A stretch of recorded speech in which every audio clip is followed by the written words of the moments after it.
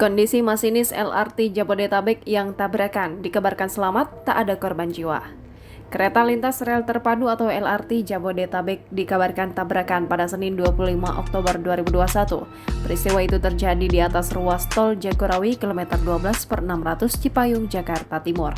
Akibat tabrakan itu, gerbong kereta tampak hancur. Adakah korban jiwa? Kepala Seksi Operasi Suku Dinas Penanggulangan Kebakaran dan Penyelamatan Jakarta Timur, Gatot Sulaiman, memastikan tidak ada korban jiwa dalam insiden kecelakaan kereta LRT Jabodetabek di rel di atas ruas tol Jagorawi kilometer 12/600 Cipayung pada Senin 25 Oktober 2021. Gatot mengatakan masinis juga selamat, namun ia belum bisa memberikan informasi detail soal kronologi kecelakaan.